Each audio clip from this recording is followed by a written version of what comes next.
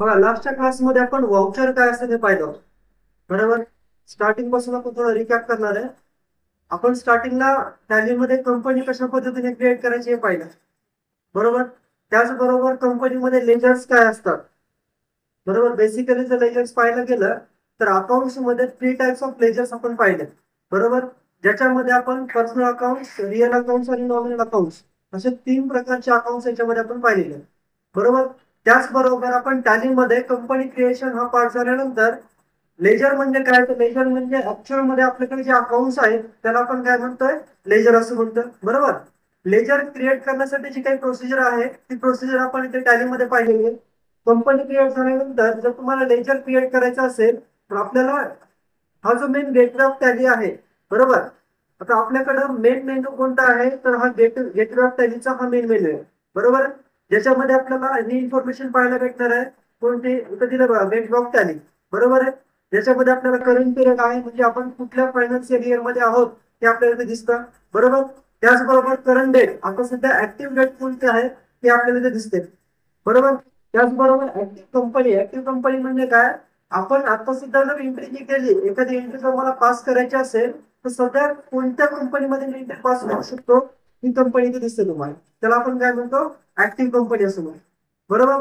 आणि त्याचबरोबर date of last entry म्हणजे आपल्या कंपनीमध्ये जी काही ऍक्टिव्ह कंपनी आहे त्या कंपनीमध्ये लास्ट एंट्री तुम्ही कधी केली ते तुम्हाला एंट्री इथे दिसते.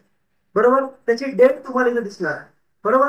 हा तुमचा आहे मेन आपला gateway of tally, main menu. बरोबर ना. त्याला आपण काय म्हणतो, होम पेज म्हणायला म्हटलं तरी पण इथं हरकत नाही. बरोबर. त्याचबरोबर गेटवे ऑफ टॅली मध्ये आपण पाहतो क्रिएशन हा पार्ट पाहिजे. बरोबर. क्रिएशन मध्ये जर आपण पाहायला गेलं तर आपण लेजर क्रिएशन कशा पद्धतीने क्रिएट करायचे हे आपण इथं पाहिलं. बरोबर. लेजर क्रिएट करत असताना लेजर त्याचबरोबर कुठल्या लेजरला कुठला ग्रुप द्यायचा. बरोबर. त्या ग्रुपचे पण आपण इथं डिटेलमध्ये अनालिसिस आपण इथे केलेलं आहे. बरोबर. आणि त्याचबरोबर मी तुम्हाला एक लिस्ट दिली होती की ज्याच्यामध्ये आपल्याला इथं ग्रुप क्रिएट करायचे होते. बरोबर आहे. 198 अकाउंटची तुम्हाला मी यादी दिलेली आहे. त्या अकाउंट तुम्हाला इथं क्रिएट करायचे. तेच अकाउंट तुम्हाला फ्युचर मध्ये पण काम करत असताना रेफरन्स मध्ये घेऊ शकतो आपण. बरोबर आहे. बघ, आपण नंतर पाहत होतो लेजर क्रिएशन नंतर व्हाउचर्स बघत होतो. बरोबर. व्हाउचर म्हणजे काय, तर आपल्याला प्रत्येक ट्रान्झॅक्शन रेकॉर्ड करण्यासाठी, आपल्या बिझनेसमध्ये प्रत्येक ट्रान्झॅक्शन रेकॉर्ड करण्यासाठी जी काही व्हाउचर असतो, फॉर्म असतो. बरोबर. त्याला आपण काय म्हणतो, व्हाउचर असं म्हणतो. बरोबर. तर व्हाउचर रेकॉर्ड करण्यासाठी किंवा व्हाउचर मध्ये आपण ज्यावेळेस गेलो तर व्हाउचर मध्ये आपण पाहत होतो की आपल्याकडे वेगवेगळ्या प्रकारचे व्हाउचर आहेत. बरोबर. त्याच्यामध्ये आपल्याकडे पहिला व्हाउचर होता कॉन्ट्रा. बरोबर. कॉन्ट्रा व्हाउचर आपण लास्टच्या क्लासमध्ये एक्सप्लेन केलेलं आहे की कॉन्ट्रा व्हाउचर आपल्याला कशा पद्धतीने यूज करायचं. तर कॉन्ट्रा व्हाउचर आपण 3 ऍक्टिव्हिटीसाठी यूज करणार आहे. बरोबर. एक पहिली ऍक्टिव्हिटी आहे, जर तुम्ही बँकेमध्ये कॅश डिपॉझिट करत असाल. बरोबर. तर अशा वेळी आपण काय करतोय, कॉन्ट्रा व्हाउचर यूज करतोय. बरोबर. सेकंड व्हाउचर आपल्याकडे आहे कॅश विड्रॉ. जर तुम्ही बँकेतून कॅश विड्रॉ करत असाल स्वतः. बरोबर. कॅश विड्रॉ करणे म्हणजे काय, बँकेतून पैसे काढणे आणि आपल्या स्वतःच्या बिझनेस मध्ये युज करणे, त्याला आपण काय म्हणतो, कॅश विड्रॉ असं म्हणतो. बरोबर. म्हणजे सेल्फ यूज साठी जर तुम्ही पैसे विड्रॉ करत असाल तर त्याला आपण काय म्हणतो, कॅश विड्रॉ असं म्हणतो. बरोबर. आणि तिसरी ऍक्टिव्हिटी होते, एका बँकेतून, एका बँक अकाउंट मधून जर तुम्हाला दुसऱ्या बँक अकाउंट मध्ये पैसे ट्रान्सफर करायचे असतील, एका बँकेतून दुसऱ्या बँकेमध्ये तुमच्या स्वतःच्या.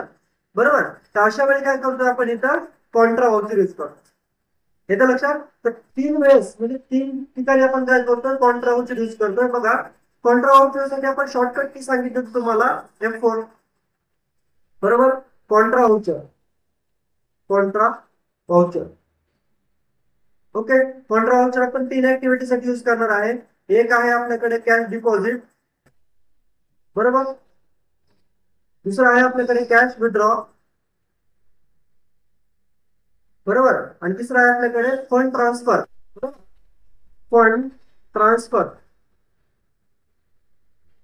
One bank to another, one bank to another bank. येतं लक्षात. हे आपण 3 ऍक्टिव्हिटी साठी काय करतो, आपल्याकडे कॉन्ट्रा व्हाउचर यूज करतो. बरोबर. कॉन्ट्रा व्हाउचरची प्रॅक्टिस केली आपण सर्वांनी. बरोबर. आता आपल्याला पुढचं व्हाउचर बघायचं आहे. पुढचं व्हाउचर आपल्याकडे आहे F5, payment voucher. Payment voucher. बघा, पेमेंट व्हाउचर जे आहे आपण टॅलीमध्ये जर पाहायला गेलं तर टॅलीमध्ये आपण बघा पेमेंट व्हाउचर साठी आपल्याकडे शॉर्टकट आहे F5, बरोबर. आणि याच्यामध्ये जेव्हा आपण पेमेंट व्हाउचर ऍक्टिव्हेट करा, ऍक्टिव्हेट केल्यानंतर तुम्हाला पेमेंट व्हाउचर इथे दिसते. F4 केला पॉइंटर इथे दिसेल तुम्हाला, बरोबर. त्याचबरोबर आपण जर F5 प्रेस केलं तर ऑटोमॅटिकली तुम्हाला म्हणजे जे ऍक्टिव्ह व्हाउचर आहे ते व्हाउचर तुम्हाला काय होईल इथं टॉप लेफ्ट हँडला वरती तुम्हाला इथे दिसेल, बरोबर. म्हणजे आपण कुठल्या व्हाउचर मध्ये आहोत हे तुम्हाला इथं दिसायला सुरुवात होईल. ओके. त्याच्यानंतर पुढे ज्यावेळेस बघा आपण पेमेंट व्हाउचर यूज करतो, पेमेंट व्हाउचरचा वापर आपण कशासाठी करणार आहे, जर तुम्हाला पेमेंट करायचं आहे बघा, payment voucher is used to paid to party. येतं लक्षात. आपण जर तुम्हाला पार्टीला जर पेमेंट करायचं असेल तर आपण काय करणार, इथं पेमेंट व्हाउचर यूज करणार आहे. त्याचबरोबर दुसरा यूज याचा आहे पेड फॉर एक्सपेन्सेस. येतं लक्षात. जर तुम्ही खर्चासाठी जर पेमेंट करत असाल, दोन गोष्टी आहेत आपल्याकडे, बरोबर.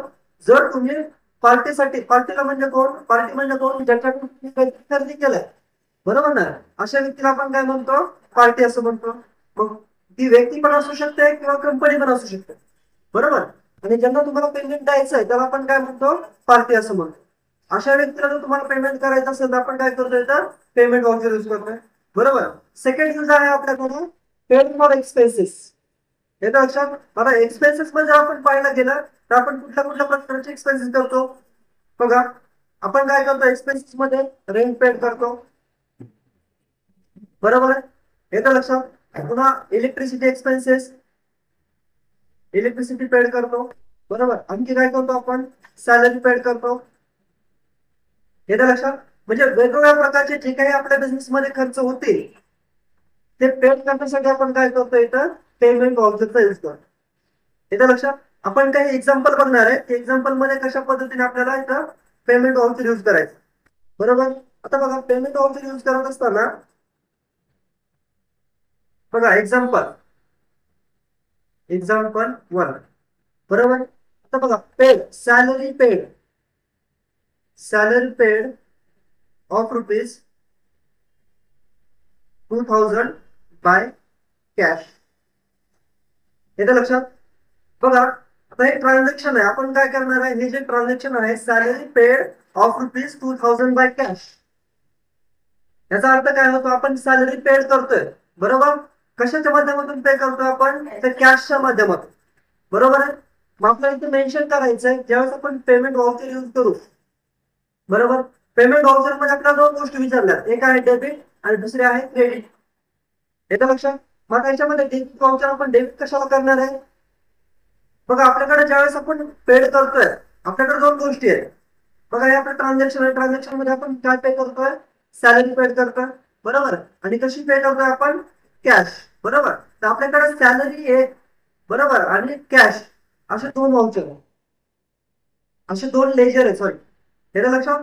एक आहे सॅलरी, बरोबर, आणि दुसरे आहे कॅश. असे दोन लेजर आपल्याकडे, बरोबर. आता बघा सॅलरी आणि कॅश जर तुम्ही आयडेंटिफाय करायला गेला तर सॅलरी हे तुमचा एक्सपेन्सेस आहे, बरोबर. आणि कॅश ही तुमची काय, तर ही कॅश करायला आपण काय म्हणतो, असेट असं म्हणू, बरोबर. किंवा कॅश आपण म्हणू, कॅश ही तुमची कॅश आहे, बरोबर ना. आता एक्सपेन्सेस जे आहेत आपण बघा, सर्व एक्सपेन्सेस आपल्याकडे तीन अकाउंट्स आहेत, पर्सनल, रिअल आणि नॉमिनल. येतं लक्षात. त्याच्यापैकी पर्सनल अकाउंट कुठे येतात, सॅलरी अकाउंट बघायला गेलं बघा, पर्सनल मध्ये दोन गोष्टी आहेत, एक नॅचरल पर्सन आणि आर्टिफिशियल पर्सन, बरोबर. त्याच्यानंतर रिअल अकाउंट मध्ये कॅश, गुड्स अँड असेट्स, आणि नॉमिनल अकाउंट मध्ये all expenses and all income. येतं लक्षात. तर त्याच्यापैकी बघा सॅलरी जी येतात आपल्याकडे, सॅलरी आपला एक्सपेन्सेस आहे म्हणून हे कुठे येणार आपल्याकडे, नॉमिनल अकाउंट मध्ये. येतं लक्षात.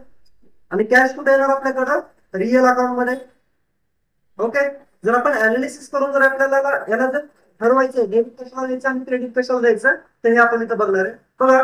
नॉमिनल अकाउंट सर काय सांगितलं, डेबिट ऑल एक्सपेन्सेस. जर आपण एक्सपेन्सेस करत असाल, इथं लक्षात, आपण पैसे जर पेड केले तर आपण काय म्हणतो, एक्सपेन्सेस झाला असं म्हणतो. आणि जर पैसे आले तर आपण काय म्हणतो, इन्कम झाला, बरोबर. मग या केसमध्ये सॅलरी काय आपल्यासाठी एक्सपेन्सेस आहे, म्हणजे आपण पे करतो. येतं लक्षात. आता पे केल्यानंतर ओके, पे केल्यानंतर आपण त्याला काय म्हणतो, डेबिट ऑल एक्सपेन्सेस म्हणून आपण सॅलरी काय करणार इथं, डेबिट करणार आहे. हे ना लक्षात. आणि कॅश, आता सॅलरीचा जो नॉमिनल अकाउंटचा रूल आहे तो आता संपला, बरोबर ना. आता आपल्याला रूल बघायचा तो रिअल अकाउंटचा, बरोबर. कॅश साठी रिअल अकाउंटचा रूल काय सांगतो, डेबिट व्हॉट कम्स इन, जर येत असेल कॅश, जर येत असेल तर डेबिट करा, आणि कॅश जर जात असेल तर क्रेडिट करा. आता या केसमध्ये सॅलरी पेड करतो आपण कॅश मध्ये, तर या केसमध्ये पैसे येत आहेत की जात आहेत, जात आहेत, बरोबर. म्हणून आपण त्याला काय करणार आहे, सीआर करणार. येतं लक्षात. आपल्याकडे दोनच गोष्टी आहेत, एक असतं डीआर आणि दुसरं असतं सीआर, बरोबर. आता या दोन्ही पैकी जर ऍक्च्युअल आपण एंट्री पाहायला गेलो, येतं लक्षात. एंट्री मध्ये पहिल्यांदा आपल्याला त्यांनी विचारलं डीआर. आपण डीआर कशाला करणार आहे, तर डीआर करण्यासाठी आपल्याला काय करायचं आहे, सॅलरी अकाउंट डेबिट. येतं लक्षात. मग आपल्याकडे या लिस्ट मध्ये सॅलरी अकाउंट आहे का, चेक करा. सॅलरी आहे, ओके. सॅलरी एक्सपेन्स आहे, एंटर करा. बरोबर. किती सांगितले त्यांनी अमाऊंट, 2000 रुपीज, बरोबर आहे. त्याला आपण टाकणार आहे 2000 रुपीज, एंटर. बरोबर. ऑटोमॅटिकली खाली एंटर करतो, एंटर केल्यानंतर इथं सीआर विचार, बरोबर. आता सीआर मध्ये जर आपण पाहिलं गेलं, आपण सीआर घेतलं, आपण काय घेतलं, सीआर ला कॅश घेणार आहे, बरोबर. आपण इथे घ्या cash, enter.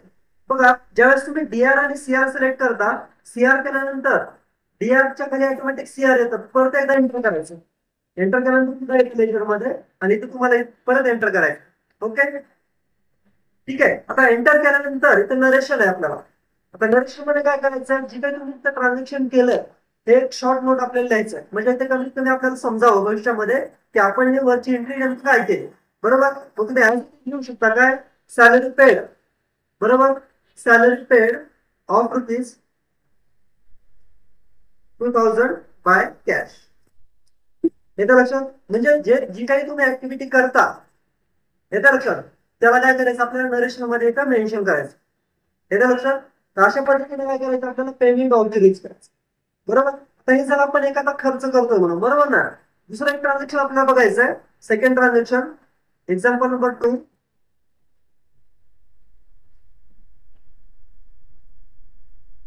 Light bill paid, paid of rupees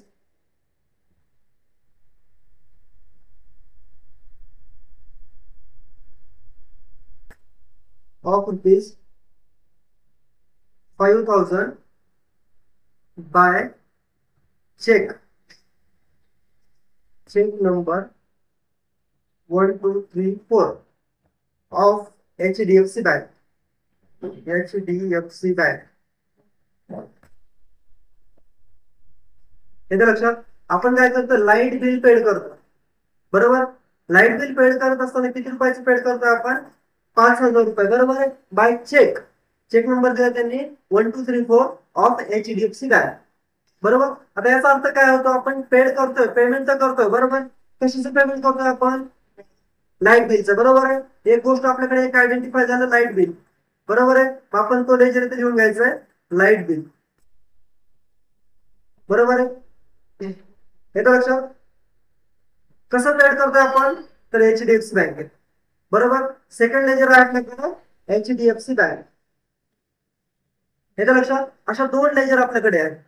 ज्या गोष्टीसाठी आपण पेड करतोय ती एक गोष्ट, आणि ज्याच्यातून पेड करतोय ती एक गोष्ट, बरोबर. त्याला आपण काय म्हणतो, लेजर असं म्हणतो. येतं लक्षात. आता आपल्याकडे दोन लेजर आहेत. आता पेमेंट करत असताना पहिल्यांदा त्यांनी विचारलं आपला डीआर, बरोबर आहे. आता डीआर आयडेंटिफाय करण्यासाठी आपण काय करणार, इथे परत रूल अप्लाय करणार, बरोबर. किंवा सरळ सरळ एक सोपी गोष्ट आहे, आपल्याकडून काय जात आहे आणि कशासाठी जात आहे, बरोबर. आता जर आपण पाहायला गेलं, आपल्याकडे दोन अकाउंट आहेत, एक आहे लाईट बिल आणि दुसरं आहे HDFC बँक, बरोबर. आता याच्यामध्ये ज्यावेळेस आपण पेमेंट ऍड करतो, लाईट बिल ज्यावेळेस आपण पेड करतो, तर कोणत्या अकाउंट मध्ये ऍड होईल आणि कोणत्या अकाउंट मध्ये लेस होईल, बरोबर आहे. बघा, ज्यावेळेस आपण लाईट बिल पेड करतो तर लेस होईल तुमचा, लेस, बरोबर आहे. इथं काय होणार, तुमचं ऍड होईल. दोन अकाउंट आहेत आपल्याकडे, एक आहे लाईट बिल आणि दुसरं आहे HDFC बँक, बरोबर. ज्यावेळेस आपण एखादं ट्रान्झॅक्शन करतो, ट्रान्झॅक्शन करत असताना एका अकाउंट मध्ये ऍड होत असतं आणि दुसऱ्या अकाउंट मधून काय होत असतं, तर लेस होत असतं, बरोबर. आपण हे जर आयडेंटिफाय केलं, आपल्याला टिकमेंट द्यायची आवश्यकता नाही, बरोबर ना. मग आपण काय करू शकतो इथे आयडेंटिफाय करायचं की कोणत्या गोष्टी ऍड होत आहे आणि कशात लेस होत आहे. एका लक्षात. तर बघा ज्यावेळेस आपण लाईट बिल पेड करतो जे ऍड होतं त्याला आपण काय म्हणतो डेबिट असं म्हणतो आणि जे लेस होतं त्याला आपण काय म्हणतो क्रेडिट असं. बरोबर. आता पहिली गोष्ट आपल्याकडे आहे जी गोष्ट ऍड होते त्याला आपण काय म्हणतो डेबिट असं म्हणतो. मग आपल्याला पहिल्यांदा त्यांनी विचारलंय काय डेबिट. बरोबर. मग डेबिट मध्ये आपण काय घेणार इथं लाईट बिल. आता लाईट बिल लेजर आपल्याकडे आहे काही चेक करायचे.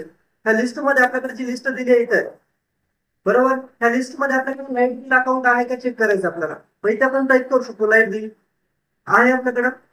ओके नसेल तर आपण काय करू शकतो इथं अल्ट सी इथे प्रेस करून इथं क्रिएट करू शकतो किंवा दुसरा ऑप्शन आपल्याकडे आहे क्रिएट नावाचा.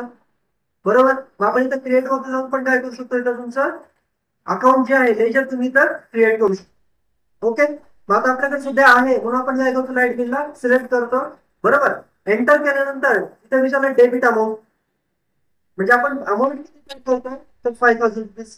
बरोबर एंटर. आता इथं विचारलंय सीआर. आता काही काही ठिकाणी काय असतं दोन गोष्टी असतात. दोन वेळेस डीआर असू शकतं एक वेळेस सीआर असू शकतं. म्हणजे तुम्हाला पाहिजे तितक्या वेळेस डीआर घेता येतं आणि पाहिजे तितक्या वेळेस तुम्हाला सीआर पण घेता येतं. बरोबर. पण आताच्या केस मध्ये आपल्याकडे एक डीआर आणि दुसरं सीआर आहे. बरोबर. पण आपण सध्या काय करतो सीआर करतो आणि इथं एंटर करतो. ओके. एंटर केल्यानंतर आता विचारलं त्यांनी सीआर. आता आपल्याकडे सीआर काय आपण कुठून घेतोय पैसे एचडीएफसी बँक देतो. मी एचडीएफसी बँक आहे आपल्याकडे HDFC bank saving account enter. Okay. आता एंटर केल्यानंतर ऑटोमॅटिक ज्यावेळेस तुम्ही इथं परत एकदा एंटर करता तुम्हाला विचारलं जातं तिथं ट्रान्झॅक्शन टाईप काय. बरोबर. मग ज्यावेळेस आपण बॅक स्पेस घेतो त्या बॅक स्पेस घेतल्यानंतर तुमच्याकडे तीन प्रकारचे ट्रान्झॅक्शन टाईप आहे. एक आहे चेक दुसरा आहे ई फंड ट्रान्सफर बरोबर आणि तिसरा आहे अदर्स. या तिन्ही पैकी आपण कसं पे करतोय चेकने पे करतोय. एंटर करा. बरोबर. किती अमाऊंट आहे 5000 रुपीज. ओके. आणि एंटर केल्यानंतर तुम्हाला इथे विचारलं जातं इन्स्ट्रुमेंट नंबर. आता इन्स्ट्रुमेंट नंबर म्हणजे काय असतो तुमचा चेक नंबर आहे. येतो लक्षात. आता चेक नंबर आपण कुठे आपल्याकडे आहे का चेक नंबर काय दिलाय 1234 1234 हा आपला काय चेक नंबर बरोबर आहे. इथं एंटर करायचंय. जर चेक वरती डेट दिली असेल चेक डेट वेगळी काही डेट दिली असेल तर तुम्ही इथं डेट मेन्शन करू शकता. बरोबर. पण आपण सध्या आहे ती डेट इथं एंटर करतोय आणि नरेशन मध्ये तुम्हाला काय करायचं जे ट्रान्झॅक्शन तुम्ही लिहिलंय तेच ट्रान्झॅक्शन तुम्हाला इथं मेन्शन करायचं. बरोबर. म्हणजे नरेशन म्हणजे काय शॉर्ट नोट आहे. शॉर्ट नोट जी काही तुम्ही ट्रान्झॅक्शन करताय त्याच्यावरती काय असणार आहे शॉर्ट नोट आहे की तुम्हाला काय करायची तर मेन्शन करायचे. मग मी ते लिहू शकतो काय light bill paid of rupees 5000 by cheque. बरोबर ना ऑफ एचडीएफसी बँक. येतं लक्षात. एंटर करा आणि इथं सेव्ह करा. नरेशन कशासाठी लिहितोय आपण तुम्हाला त्यानंतर ज्यावेळेस फ्युचर मध्ये कधी पण तुम्ही एंट्री ओपन कराल ते एंट्री ओपन केल्यानंतर तुम्हाला समजावं की आपण हे ट्रान्झॅक्शन कशासाठी मेन्शन केलं. येतं लक्षात. एक शॉर्ट नोट आहे. ओके. आता नेक्स्ट ट्रान्झॅक्शन आपल्याला बघायचं पुढचं पेमेंटचं transaction number 3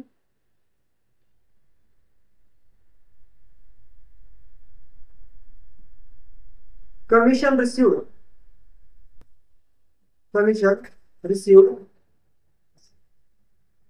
of rupees 500 in HDFC Bank. येतं लक्षात. Commission received of rupees 500 in HDFC bank. Okay. आता ह्या ट्रान्झॅक्शन मध्ये काय होतंय तर बघा कमिशन बरोबर आणि HDFC बँक अशा दोन गोष्टी आहेत आपल्या. बरोबर. आता आपल्याकडे दोन गोष्टी मेन्शन करायच्या काय होतं आपल्या इथं कमिशन रिसिव्ह झालं. कमिशन काय झालं आपल्याला रिसिव्ह झालंय. ओके. आता बघा ज्या पद्धतीने आपण पेमेंट वाउचर पाहिलं बरोबर पेमेंट वाउचर आपण कशासाठी यूज करतो तर पेड करण्यासाठी. बरोबर. सेम त्या पद्धतीने पुढचा वाउचर आपल्याकडे आहे F6. इथं पाहायला गेलो आपण रिसिप्ट. येतं लक्षात. त्याला म्हणायचं F6. ज्यावेळेस तुम्ही प्रेस करता तर हे F6 चे रिसिप्ट वाउचर आहे जे जर तुम्हाला कमिशन असेल किंवा एनी टाइप ऑफ रिसिप्ट जर रेकॉर्ड करायचे असेल पैसे आलेले रेकॉर्ड करायचे असेल आपण काय करतो इथं रिसिप्ट वाउचर यूज करतो. येतं लक्षात? आता हे कशा पद्धतीने रेकॉर्ड करायचं तर बघा, रिसीट करण्यासाठी आपण काय करणार आहे, F6 प्रेस करणार आहे. ओके, F6 प्रेस केल्यानंतर बघा, ज्यावेळेस आपण ट्रान्झॅक्शन पाहतो, ट्रान्झॅक्शन मध्ये काय रिसीव्ह होत आहे, कमिशन. येतं लक्षात? आणि कसं रिसीव्ह होत आहे, इन कॅश आहे की बँकेमध्ये, बँकेमध्ये, बरोबर. आता बघा, आपल्याकडे दोन गोष्टी आहेत, एक आहे कमिशन, बरोबर, आणि दुसरा आहे आपल्याकडे HDFC बँक. ओके, अशा दोन आपल्याकडे अकाउंट्स आहेत, बरोबर. ज्यावेळेस आपण कमिशन रिसिव्ह होणार आहे तर कोणत्या गोष्टीमध्ये, कोणत्या अकाउंट मध्ये ऍड होईल आणि कोणत्या अकाउंट मधून लेस होईल,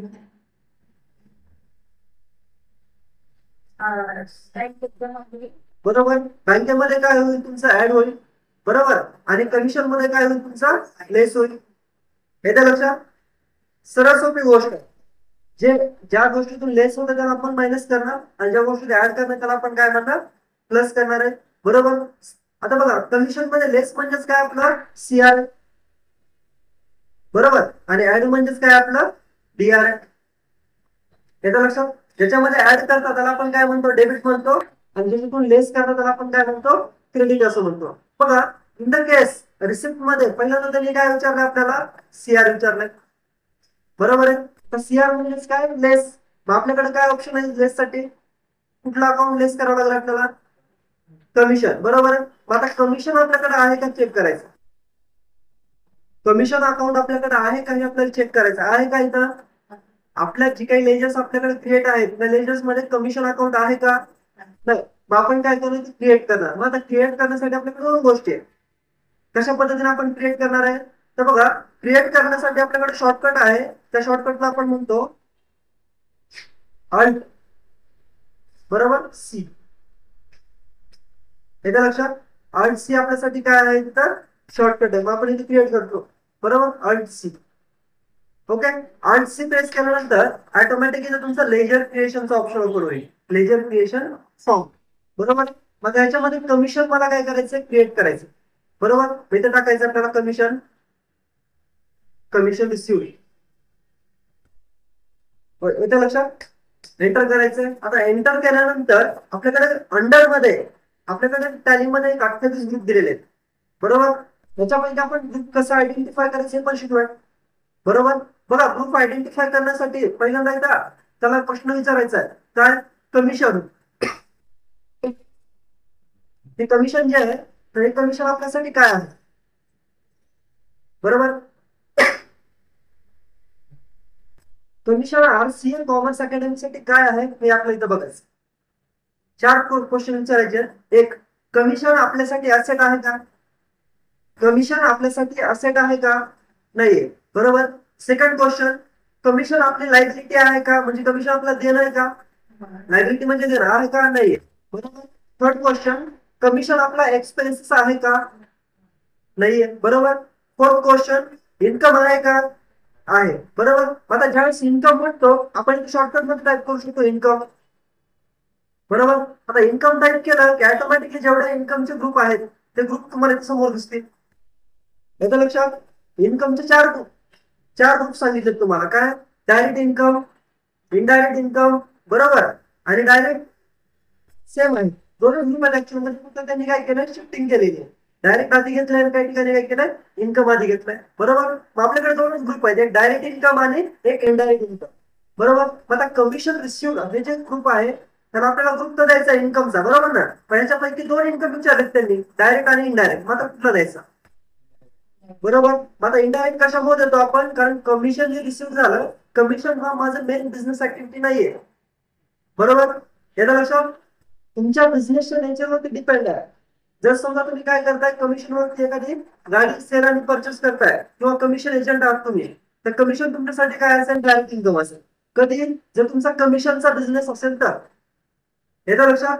आणि जर समजा तुमचा कमिशनचा बिझनेस नाहीये, मग अशा वेळी तुमच्यासाठी कमिशन काय आहे, इनडायरेक्ट इन्कम आहे, बरोबर. म्हणून आपण याच्यामध्ये काय करणार, त्याला इनडायरेक्ट इन्कम आहे. येतं लक्षात? आणि बाकीचे जे फील्ड आहेत ते आपल्याला ऍज इट इज सेव्ह करायचे. ओके, अमाऊंट मध्ये CR अमाऊंट मध्ये किती अमाऊंट टाकायची, 500. येतं लक्षात? एंटर करायचंय. आता परत DR मध्ये कोणत्या अकाउंट मध्ये ऍड होते आपल्याकडे, HDFC बँक. आपल्याकडे आहे का HDFC बँक, आहे HDFC बँक. बरोबर, एंटर करा आणि इथं सेव्ह करा. बघा, ज्यावेळेस आपल्याकडे कमिशन रिसिव्ह होत असतं, कमिशन रिसिव्ह होत असताना प्रत्येक ट्रान्झॅक्शनला एक युनिक कोड असतो किंवा युनिक ID तयार होत असतो. बरोबर, त्याला आपण UTR नंबर असं म्हणतो. हे लक्षात, जसं आपण चेक नंबर म्हणतो, प्रत्येक ट्रान्झॅक्शन जर तुम्ही चेकने पेन्शन केलं असेल, पेड केलं असेल, तर त्याला चेक नंबर तयार होतो. बरोबर, चेक नंबर ऑलरेडी असतो. पण जर ज्या केसमध्ये ज्या ट्रान्झॅक्शनला चेक नंबर नाहीये, असे ट्रान्झॅक्शन रेकॉर्ड करण्यासाठी काय केला जातो, UTR नंबर किंवा ट्रान्झॅक्शन कोड वापरला जातो. बरोबर, जो काही कोड असेल तो आपल्याला काय करायचं, इथं इन्स्ट्रुमेंट नंबर मध्ये मेन्शन करायचं. येतं लक्षात, काय अडचण याच्यामध्ये? ओके, एंटर करायचं. सपोज इथं मी लिहिला असा काहीतरी कोड लिहिला. बरोबर, एंटर करा आणि इथं सेव्ह करा. नरेशन मध्ये लिहू शकता कमिशन रिसिव्ह. बरोबर, एंटर करा आणि इथं सेव्ह करा. येतं लक्षात, काय अडचण याच्यामध्ये? ओके, त्याच्यानंतर पुढचं ट्रान्झॅक्शन आपल्याला बघायचं आहे. परत पेमेंटचं ट्रान्झॅक्शन आपण बघणार आहे. For amount paid to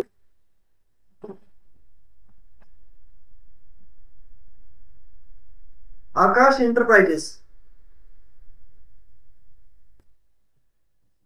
of rupees 10,000 by cash. येतं लक्षात, amount paid to Aakash enterprises of ₹10,000 by cash. बरोबर, आपण अमाऊंट, याचा अर्थ काय होतो, आपल्याला पहिल्यांदा शिकायचं ट्रान्झॅक्शन आयडेंटिफाय करायचं. बरोबर, की कुठल्या प्रकारचं ट्रान्झॅक्शन आहे. बरोबर, आता हे जे ट्रान्झॅक्शन आहे कोणत्या प्रकारचं ट्रान्झॅक्शन आहे, तर हे पेड म्हणजे काय असतं, पेमेंटचं ट्रान्झॅक्शन आहे, पेमेंट. येतं लक्षात, आपल्या ट्रान्झॅक्शन अगोदर काय करायचं, फर्स्ट ऑफ ऑल अगोदर ते काय करायचं, आयडेंटिफाय करायचं कुठल्या प्रकारचं ट्रान्झॅक्शन आहे. बरोबर, आपण आयडेंटिफाय केलंय पेमेंट व्हाउचर आहे. बरोबर आहे, किंवा पेमेंटचं ट्रान्झॅक्शन आहे. ओके, आता पेमेंटचं ट्रान्झॅक्शन आयडेंटिफाय झाल्यानंतर आता थोडं पुढे चालायचं. पुढे गेल्यानंतर चेक करायचं की आपण पेमेंट कोणाला देतोय. बरोबर, मग अमाऊंट पेड टू कुणाला देतो पेमेंट, आकाश एंटरप्राइजेस. बरोबर, म्हणजे आपल्याकडे आकाश एंटरप्राइजेस ही काय लेजर आहे, आकाश एंटरप्राइजेस. बरोबर आहे, आणि आपण पेमेंट देतोय कोणत्या पद्धतीने देतोय, त्याला मार्ग कोणता आहे आपला, कशा पद्धतीने देतोय, in the form of cash. बरोबर आहे, मग आपल्याकडे दुसरा एक लेजर आहे, त्याला आपण काय म्हणतो, कॅश असं म्हणतो. येतं लक्षात, आपल्याकडे दोन अकाउंट आहेत. एक आहे ज्या व्यक्तीला आपण पेमेंट करतोय, ज्या त्याला आपण काय म्हणतो, पार्टी असं म्हणतोय. त्याच्यापैकी कोणती आहे, आकाश एंटरप्राइजेस आहे. बरोबर आहे, आणि कशा पद्धतीने पेड करतोय आपण, in the form of cash. येतं लक्षात, मग आता ज्यावेळेस आपण कॅश मध्ये पेड करतो, आपल्याकडे दोन गोष्टी आहेत. क्वेश्चन ज्यावेळेस आपण ट्रान्झॅक्शन रेकॉर्ड करायचं, आपल्याला दोन आयडेंटिफाय करायचे, एक प्लस कशामध्ये होत आहे आणि लेस कशातून होत आहे. बरोबर, आपण ज्यावेळेस पेमेंट करतोय कॅश मध्ये, येतं लक्षात, तर कोणत्या अकाउंट मधून लेस होईल, कॅश मधून लेस होणार आहे. बरोबर आहे, येतं लक्षात, पैसे ज्यावेळेस आपण पेड करतो म्हणजे काय होतं, आपल्याकडून पैसे कमी होत आहे. बरोबर ना, मग आपल्याकडे कॅश अकाउंट मधून काय होत आहे, लेस होत आहे. बरोबर, ऍड कुठं होत आहे, आकाश मध्ये. बरोबर, प्रत्येक वेळेस आपल्याला बघायचं की आपल्याकडे अकाउंट्स आहेत, अकाउंट्स मध्ये कोणत्या अकाउंट मध्ये ऍड होतं आणि कुठल्या अकाउंट लेस होतं हे आपल्याला आयडेंटिफाय करायचं. बरोबर, आपल्याला आयडेंटिफाय झालं. ओके, आता जर ही एक पद्धती आहे. दुसरी पद्धती कोणती, आपल्याला अकाउंट्स मध्ये आपण कोणत्या प्रकारचं अकाउंट आहे ते आयडेंटिफाय करायचं. आयडेंटिफाय केल्यानंतर त्याला रूल अप्लाय करणे हा एक दुसरा पर्याय आहे. बरोबर, पण तो पर्याय अडॉप्ट करण्यासाठी त्याला खूप वेळ लागतो. बरोबर, आपल्याला काय करायचं, इझी अँड फास्ट. हे लक्षात, आपल्याला इझी अँड फास्ट मध्ये काय करायची, एंट्री करायला शिकायचं. ओके, मग याच्यामध्ये आकाश एंटरप्राइजेसला काय करणार, आपण प्लस करणार आहे. बघा, आणि हे जे व्हाउचर आहे पेमेंटसाठी आपल्याकडे शॉर्टकट आहे F5. येतं लक्षात, बघा, ज्यावेळेस आपण व्हाउचर मध्ये येतो, व्हाउचर मध्ये आल्यानंतर हे बघा, व्हाउचर मध्ये आल्यानंतर आपल्याला जायचं पेमेंट मध्ये. पेमेंटसाठी शॉर्टकट आहे त्यांच्याकडे आपल्याकडे F5. बरोबर, आता F5 प्रेस केल्यानंतर इथे त्यांनी विचारलंय DR. बरोबर आहे, आता DR मध्ये आपण काय घेणार, DR म्हणजे ऍड. बरोबर, DR मध्ये आपण काय घेणार, तर आकाश एंटरप्राइजेसला आपण काय करणार आहे, DR करणार आहे. बरोबर, आणि कॅशला काय करणार आहे, आपण CR करणार आहे. येतं लक्षात, ओके, मग आता आकाश एंटरप्राइजेसला आपण DR करणार. आपल्याकडे आहे का आकाश एंटरप्राइजेस, चेक करा, आहे का, नाही. मग कसं क्रिएट करणार, इथं पण ऑप्शन दिले आपल्याला, क्रिएट. बरोबर. आता बघा आकाश एंटरप्राइजेसला आपण पैसे काय देतोय, कारण त्यांच्याकडून आपण काहीतरी घेतलं होतं. बरोबर. त्यांच्याकडून आपण काहीतरी परचेस केलं होतं म्हणून आपण त्यांना काय करतोय, पैसे देतोय. बरोबर. कोणाकडून आपण परचेस करतो, तर पार्टी करून. बरोबर. मग आता इथे लेजर क्रिएट करायची आकाश एंटरप्राइजेस. बरोबर. बघा आपल्याकडे मी दोन लेजर तुम्हाला दोन ग्रुप सांगितले होते. एक होता सन्ड्री डेटास आणि दुसरा होता sundry creditors. Okay. Sundry datas कोणाला म्हणायचं, ज्या व्यक्तीला तुम्ही वस्तू विकता, ज्या पार्टीला तुम्ही ज्या कस्टमरला तुम्ही वस्तू विकता तेव्हा कस्टमरला तुम्हाला काय म्हणायचंय, सन्ड्री डेटास असं म्हणायचं. बरोबर. आणि ज्या व्यक्तीकडून तुम्ही काय करता, परचेस करता, त्याला आपण पार्टी असं म्हणतो. बरोबर. पार्टीलाच काय म्हणायचंय, सन्ड्री क्रेडिटर्स असं म्हणायचं. बरोबर. आता या केसमध्ये आकाश एंटरप्राइजेस आपल्यासाठी सन्ड्री डेटास आहे की क्रेडिटर्स आहे, सन्ड्री क्रेडिटर्स आहे. बरोबर. आपल्याला या ग्रुपमध्ये आपल्याला सिलेक्ट करायचं सन्ड्री क्रेडिटर्स. येते लक्षात. ओके. एंटर करायचं आणि इथं आपल्याला काय करायचं, सेव्ह करायचं. बाकीची इन्फॉर्मेशन आपण थोडं गेल्यानंतर डिटेल मध्ये पाहणार आहे. बरोबर. आकाश एंटरप्राइजेसला आपण किती अमाऊंट पेड करतोय, किती अमाऊंट पेड करतोय आपण, 10,000 रुपीज. बरोबर. एंटर करायचंय. बघा ज्यावेळेस आपण एंटर करतो, एंटर केल्यानंतर इथे दिलंय मेथड ऑफ ऍडजस्टमेंट. बरोबर. आपल्याकडे जी काही ऍडजस्टमेंटची मेथड असते, आपण पेमेंट करत असताना बघा एखादा व्यक्ती म्हटला ठीक आहे मला तुझ्याकडून अगोदर पैसे 10,000 रुपये होता आणि तुला मला 10,000 रुपये देणार, त्याच्यामध्ये ते आपण काय करू, मिटून घेऊ. म्हणजे कुठंतरी काय करतो आपण ऍडजस्ट करतो. बरोबर आहे. किंवा असं करतो आपण, समजा एखाद्याला आपल्याला पैसे 10,000 रुपये द्यायचे, त्याचं 5,000 रुपयाचं काहीतरी काम करून देणार आणि 5,000 रुपये देणार. बरोबर. म्हणजे आपण तिथं काय करतो, ऍडजस्टमेंट करतो. एक तर तुमच्याकडे ऑप्शन आहे फुल सेटलमेंट करा. फुल सेटलमेंट म्हणजे जेवढे पैसे तुम्हाला देणार तेवढे पैसे त्याला पेड ऑफ करून टाका. बरोबर. किंवा जर त्याचं जर तुमच्याकडे काही काम होणार असेल तर तुम्ही ते काम करून त्याला राहिलेले पैसे पेड करू शकता. किंवा असं पण होऊ शकतं 10,000 रुपये देणे, तुम्ही त्याचं काम केलं त्याची अमाऊंट झाली 12,000 रुपये, परत त्यांच्याकडून येईल, होऊ शकतं. हे तर लक्षात. म्हणजे मेथड ऑफ ऍडजस्टमेंट आपल्याला बघायचं. तर बघा त्याच्यापैकी number of adjustment number first आहे ऍडव्हान्स. बघा ज्यावेळेस आपण पेमेंट करतो तर पेमेंट करत असताना जर तुम्ही ऍडव्हान्स म्हणून पेमेंट करत असाल, म्हणजे मी जी काय अमाऊंट देतो समोरच्या व्यक्तीला ती जर ऍडव्हान्स म्हणून देत असेल तर मला काय करायचं, इथं मेथड ऑफ ऍडजस्टमेंट मध्ये ऍडव्हान्स म्हणायचं. हे तर लक्षात. सेकंड ऑप्शन आहे आपल्याकडं अगेन्स्ट रेफरन्स. अगेन्स्ट रेफरन्स म्हणजे याच्या अगोदर काहीतरी व्यवहार झालाय आमचा. बरोबर. आणि त्या व्यवहाराच्या अगेन्स्ट जर मी काही पैसे पेड करत असेल तर त्याला काय म्हणायचंय, अगेन्स्ट रेफरन्स असं म्हणायचं. ओके. त्याच्यानंतर पुढे आहे न्यू रेफरन्स. न्यू रेफरन्स म्हणजे काय, अगोदरचा काही व्यवहार नाही आणि ऍडव्हान्स म्हणून पण मी देत नाही. बरोबर. एक नवीन व्यवहार करतोय मी, त्याला म्हणायचं न्यू रेफरन्स. त्याच्या लक्षात. आणि लास्ट आहे आपल्याकडे ऑन अकाउंट. मला कुठलाही रेफरन्स घ्यायचा नाहीये, सरळ सरळ त्याला अकाउंट पेमेंट दाखवायचंय आणि त्याच्याकडून आले असतील तर त्याच्याकडून रिसिव्ह करायचं. बरोबर. त्याला आपण काय म्हणतो, ऑन अकाउंट. अशा 4 प्रकारच्या ऍडजस्टमेंट. बरोबर. मग जर तुम्ही वरच्या तिन्ही ऍडजस्टमेंट जर युज केल्या तर तुमचं proper books of account maintain होतील. तुम्हाला समजून जाईल की किती लोक किती बिलाचं पेमेंट देणं बाकी आहे किंवा किती बिलाचं पेमेंट देणं बाकी आहे. आपण ज्यावेळेस पुढे बघू, आपण ज्यावेळेस व्यवहार रेकॉर्ड करू आपण सेल्स परचेसचा, ऑटोमॅटिकली तुम्हाला हे समजून जाईल की ऍडव्हान्स काय असतं, अगेन्स्ट रेफरन्स काय असतं, न्यू रेफरन्स काय असतं आणि ऑन अकाउंट काय असतं. आता सध्या तरी माझ्याकडे काही व्यवहार नाहीये. बरोबर ना. आकाश एंटरप्राइजेस सोबत मी काही व्यवहार केलेले काही याच्याबद्दल नाही, म्हणून सहसा काय म्हणणार त्याला, ऑन अकाउंट असं म्हणणार आहे आणि एंटर करणार. ओके. आता सीआर माझ्याकडून कुठून जातात पैसे किंवा कुठल्या अकाउंट मधून लेस होत आहेत, कुठला अकाउंट आहे आपल्याकडे, कॅश. बरोबर. म्हणून आपल्याला काय करायचंय, कॅश घ्यायचं. बरोबर. आता बघा ज्यावेळेस तुम्ही कॅशला सिलेक्ट करता ऑटोमॅटिक इथं रेड कलर मध्ये तुमचे 12,000 आले. बरोबर. म्हणजे तुमच्याकडे कॅश शिल्लक नाहीये. बरोबर. तरी पण आपण व्यवहार करतोय, पण हे चुकीचं आहे ऍक्च्युअल मध्ये, पण आपण शिकतोय त्याच्यामुळे काही अडचण नाही. बरोबर. एंटर करायचं. एंटर केल्यानंतर तुम्हाला ऑटोमॅटिक सांगितलं ऑन केलं जातं निगेटिव्ह कॅश. बरोबर. ऍक्च्युअल आपल्याकडे पॉझिटिव्ह पाहिजे, तरी पण आपण काय करू शकतो, इथं सेव्ह करू शकतो. बरोबर. इथे डायरेक्शन मध्ये घ्या amount paid to Aakash enterprises against bill whatever. बरोबर ना. किंवा ऍज ऍडव्हान्स तुम्हाला जे काही ऍडजस्टमेंट करायची ते ऍडजस्टमेंट तुम्ही इथं काय करू शकता, करू शकता. एंटर करायचं आणि इथं सेव्ह. हे तर लक्षात. लक्षात आलंय. आपण बघा पेमेंट वाउचर आपण कशासाठी युज करतोय, तर पेमेंट वाउचर तुम्ही युज करता एकतर पेड टू पार्टी. बरोबर आहे. जर तुम्हाला पार्टीला पेड करायचं असेल तर आपण काय करतोय, पेमेंट वाउचर युज करतोय. त्याच्यानंतर जर तुम्हाला एक्सपेन्सेस साठी पेड करायचं असेल तर आपण काय करतोय, पेमेंट व्हाउचर यूज करतोय. येते लक्षात? दोनच गोष्टी. एक तर तुम्ही काय करताय, एक्सपेन्सेस म्हणून पेड करताय किंवा एखाद्या व्यक्तीला पेड करताय. बरोबर? अशा वेळी काय करायचं आपल्याला, इथं पेमेंट व्हाउचर यूज करायचं. काय अडचण आहे? काही अडचण आहे का? आपण एक सेशन सेपरेट ठेवणार आहे ज्याच्यामध्ये आपण फक्त आणि फक्त ट्रान्झॅक्शन ठेवणार. ट्रान्झॅक्शन, त्याची एंट्री, ट्रान्झॅक्शन एंट्री. तर त्याच्यामध्ये काय असेल, कंबाईन असतील. काही कॉन्ट्राच्या पण एंट्री असतील. बरोबर? काही पेमेंट असेल, काही रिसिप्ट असतील, काही सेल्स असेल, काही पेमेंट असेल. Each and every type of entry आपण काय करणार, इथं क्लिअर करण्याचा किंवा एंटर करण्याचा प्रयत्न करणार. ठीक आहे. आजच्या क्लासमध्ये इतकं सफिशियंट आहे, ज्याच्यामध्ये आपण शिकलो पेमेंट व्हाउचर मध्ये ट्रान्झॅक्शन कशा पद्धतीने रेकॉर्ड करायचं.